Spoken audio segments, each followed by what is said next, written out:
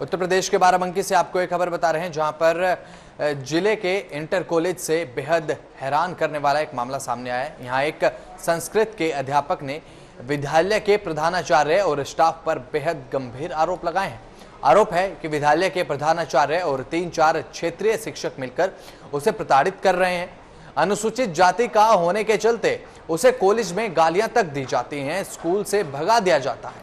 वहीं विद्यालय के प्रधानाचार्य ने शिक्षक के इन सभी आरोपों को दरकिनार कर दिया, सिरे से खारिज कर दिया है। इस मामले पर बाराबंकी के जिला विद्यालय निरीक्षक ओपी त्रिपाठी ने कहा है कि शिक्षक को बहाल किया जा चुका है। जो भी तथ्य निकलकर सामने आएंगे इस जांच के दौरान उसके मुताबिक आगे की कार्रवाई आवश्यक की जाएगी।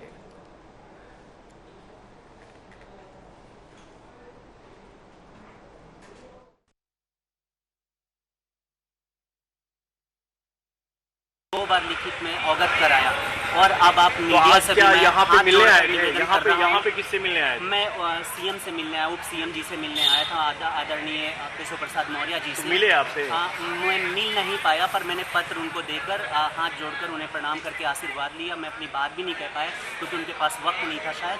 मैं शासन प्रशासन से आग्रह करता हूँ और मैं मीडिया के सामने नहीं आना चाहता था, लेकिन मैं मजबूरी में इसलिए आया कि अगर मैं चुप रहा तो उत्तर प्रदेश में जितने भी हमारे एससी समाज के लोग हैं वो सताए जा रहे होंगे। अगर मैं आज बोल दिया सही से और अगर मेरे साथ न्याय हो गया तो उत्तर प्रदेश का कोई भी एससी का शिक्षक, अनुसूचित जाति का व्यक्ति सताया नहीं जाएगा। आज हम पढ़ करके भी इस दशा पे पहुँचे हैं कि आज हमें संस्कृत के ज्ञानी होकर, मैं संस्कृत ही बोलता हूँ, मेरी इच्छा हो यदि भवतुममीक्षा तरी संस्कृत भाषायां केवलं वदान्याम् इत्थं प्रकृति अस्ति मम प्रकृत्या अपि दृष्ट्वा सामन्तवादिना मह्यं द्रोह्यति ईर्ष्यति भो शूद्रः असि संस्कृत वदति। कथम संस्कृत वदति शूद्रः? क्या मांग कर रहे हैं? मांग ये कर रहा हूँ कि मेरे साथ हो रहे सौतेले व्यवहार को समाप्त किया जाए, मुझे हस्ताक्षर करने दिया जाए, डीआईएस साहब के 5-5 आदेशों की अवमानना करने वाले लोगों पर विधिक कार्यवाही हो और मुझे पढ़ाने दिया जाए जो शिक्षक की छात्र हित और देश हित में है। संस्कृत का गला घोटा जा रहा है। आज मैं नहीं पढ़ा रहा हूँ तो बच्चों तक शिक्षा नहीं पहुँच रही है। संस्कृत का अध्ययन अध्यापन स्थगित है, रुका हुआ है। जो आपने पत्र दिया है डिप्टी सीएम को, उसकी कोई प्रतिलिपि है आपके पास? हाँ, प्रतिलिपि दिखा दीजिए।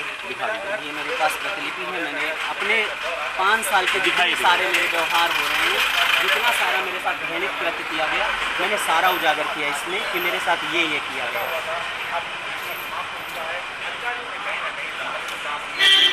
उत्तर प्रदेश के बाराबंकी जिले में भी अगर देखा जाए तो बहुत बड़ा घिनौना कृत्य सामने आ रहा है और ऐसे में आपको बता दें दलित होना एक अभिशाप हो गया है।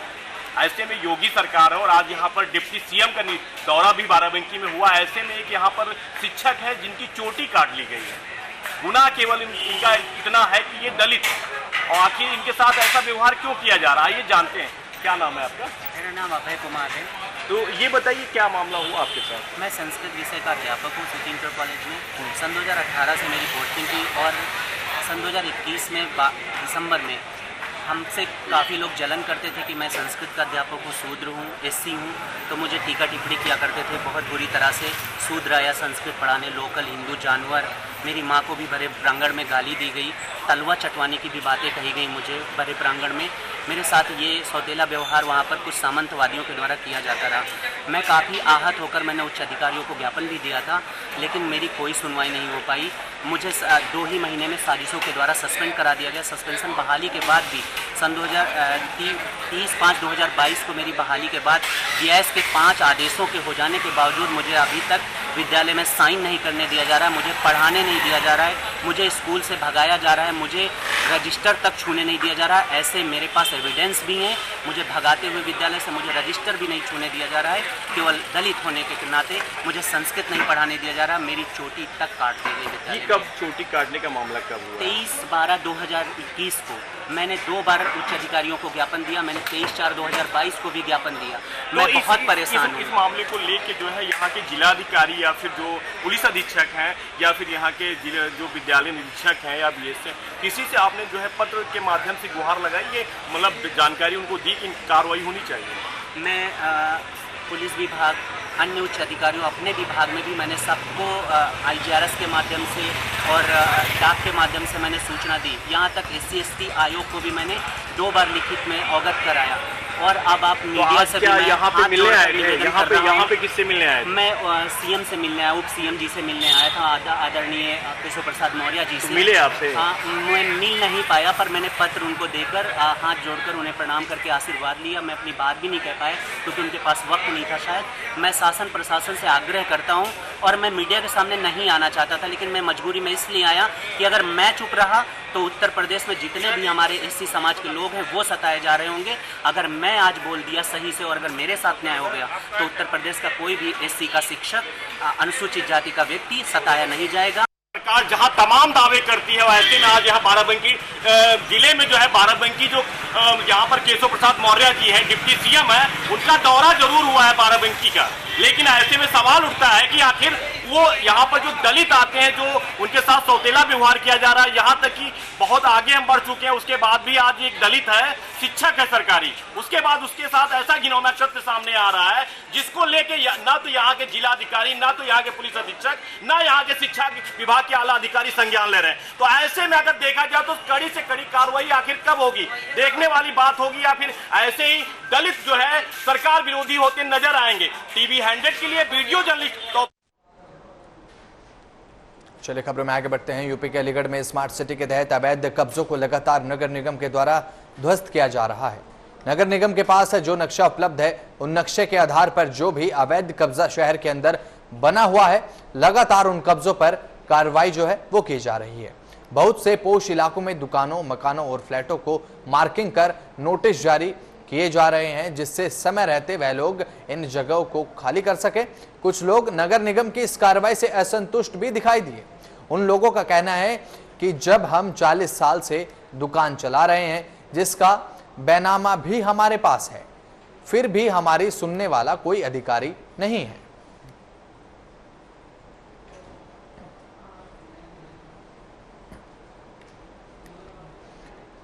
कल रात शाम के टाइम आए थे तो हमने सामान निकाल के और इन्होंने बाकी कोई करवा दिया गया कि तुमको जुर्माना रखा जाएगा, एक साल की सजा बोली जाएगी आपको अगर सामान नहीं निकाल। अब ये है कि अब या तो हमें कोई काम मिले, दुकान की वजह दुकान मिले, वरना हम तो भूखे मर जाएंगे। हम क्या करेंगे? सरकारी तो सरकारी दुकान में 99 साल का पट्टा था ना इसका। हम डीएम साहब के यहाँ गए थे कल, उन्होंने बिल्कुल क्लियर मना कर दिया। डीएम साहब ने ये कहा था कि कोई समस्या नहीं, हमारे मतलब हमसे कोई बात ना करे इस बारे में। सर हमें कोई नोटिस नहीं दिया, ना कोई होगा। हमें 40 साल से दुकान कर रहे हैं, हमें एकदम आगे बोले आप तो आपकी दुकान तोड़ दी जाएंगी। अब बताइए हम क्या करें? हम बेरोजगार हो गए, हम क्या करें बताइए? पूरी करें बताइए। सर हमें ये है कि हमारी दुकानें हमारे बीच में आ भी गई हैं, तो हमें कहीं स्थायी जगह दें, स्थायी दुकान दें हमें, या हमें कुछ ऐसा रोजगार दें जो हम अपने घर वालों का पेट पाल सकें।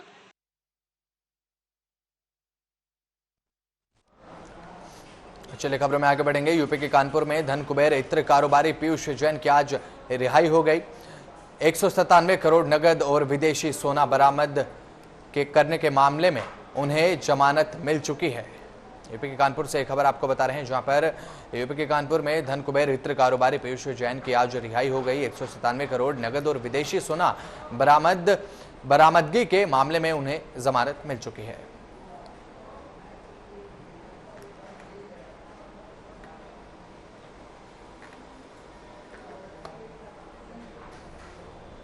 यूपी के कानपुर से आपको खबर बता रहे हैं, जहां पर 197 करोड़ नगद बरामदगी के मामले में जमानत जो है वो मिल चुकी है। जमानत जो है इत्र कारोबारी पीयूष जैन को मिल चुकी है और रिहाई भी उनकी हो चुकी है। इत्र कारोबारी पीयूष जैन की अब रिहाई हो चुकी है। चलिए खबरों में आगे बढ़ेंगे। खबर गाजीपुर से है, जहां 9 सितंबर को सीएम योगी आदित्यनाथ जनसभा को संबोधित करेंगे। CM Yogi Adityanath PG college ground में जनसभा को संबोधित करेंगे। इससे पूर्व मुख्यमंत्री पीजी कॉलेज प्रांगण में बाबू राजेश्वर सिंह की मूर्ति का अनावरण करेंगे और साथ ही सीएम योगी आदित्यनाथ 9 सितंबर को दोपहर 12:55 पर गाजीपुर पुलिस लाइन पहुंचेंगे। सीएम योगी दोपहर 1 बजे पीजी कॉलेज पहुंचेंगे। कार्यक्रम के बाद दोपहर 2:40 पर सीएम योगी आदित्यनाथ वाराणसी के लिए रवाना होंगे। मुख्यमंत्री के इन तमाम कार्यक्रमों को लेकर तैयारियां प्रशासनिक स्तर पर जोरों शोरों से की जा रही हैं।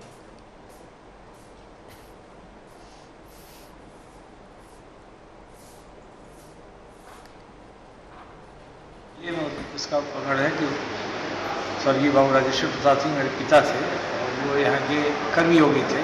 उन्होंने जिले के लिए जो कुछ किया, जितने संस्थाएं खोली, पीजी कॉलेज है, टेरी है, आपका कृषि विज्ञान केंद्र है, नेहरू स्टेडियम, होम्योपैथिक कॉलेज, सब उन्हीं के द्वारा इससे तमाम संस्थाएं जो उन्होंने खोली और समाज का कार्य किया।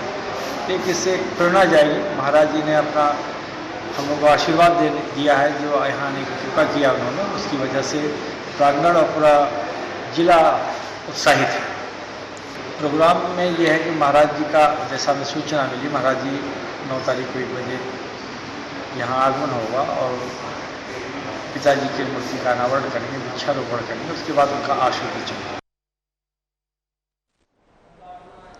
चलिए खबरों में आगे बढ़ेंगे। उत्तर प्रदेश के उप मुख्यमंत्री केशव प्रसाद मौर्य बीते दिन बाराबंकी दौरे पर रहे। इस दौरान उन्होंने जिले के अधिकारियों के साथ मीटिंग करके विकास कार्यों की समीक्षा भी की। उन्होंने कहा कि प्रदेश सीएम योगी आदित्यनाथ के नेतृत्व में नए नए कीर्तिमान स्थापित कर रहा है।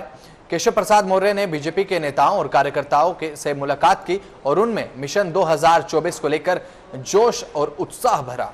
इस दौरान उन्होंने अखिलेश यादव की उस बात का भी जवाब दिया जिसमें उन्होंने केशव प्रसाद मौर्य को 100 विधायक लाकर सीएम बनने का ऑफर दिया था। इस बात का जवाब देते हुए केशव प्रसाद मौर्य ने कहा कि जिस तरह से पानी से निकलने के बाद मछली तड़पती है, उसी तरह से अखिलेश यादव सत्ता के बिना तड़प रहे हैं।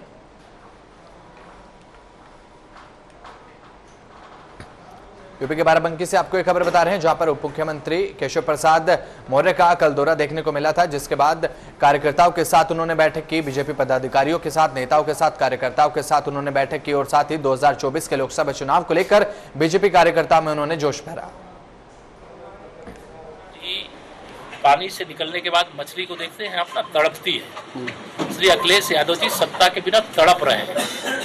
समाजवादी पार्टी समाप्तवादी हो गई है, वो समाप्त होने जा रही है। उनके 111 में से 100 विधायक स्वयं छोड़ करके सपा भाजपा की ओर आने के लिए तैयार बैठे हैं। अभी हमें तोड़ने की आवश्यकता नहीं है, हमारी सरकार मजबूती से चल रही है। पहला कार्यकाल चल गया। वो केशव प्रसाद के समर्थक नहीं है, वो भाजपा के विरोधी हैं, वो पिछड़ों के विरोधी हैं। वो इस प्रकार की बातें करके आपसे सवाल करवा करके मीडिया में चर्चा जरूर पा सकते हैं, लेकिन उनकी भावना कैसी है। जब विधानसभा का सत्र चल रहा था और विधानसभा के सत्र के दौरान जब उन्होंने तमाम सारी ऐसी बातें कही जो कड़वी बातें थी, हम लोगों ने धैर्य से सुना था।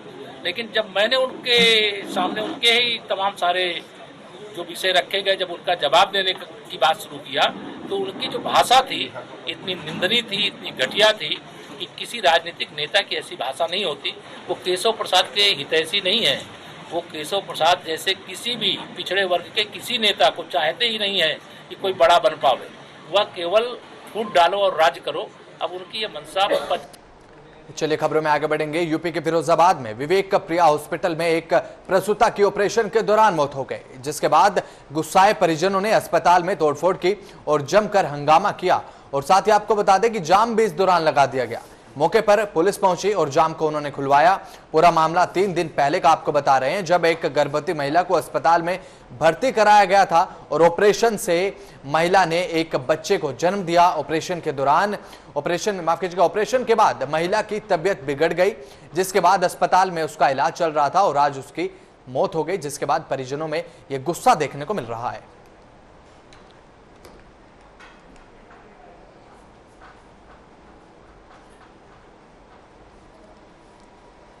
ऐसी ही लेटेस्ट खबरों को जानने के लिए हमारे चैनल को लाइक करें, सब्सक्राइब करें तथा बेल आइकन पर प्रेस करना ना भूलें।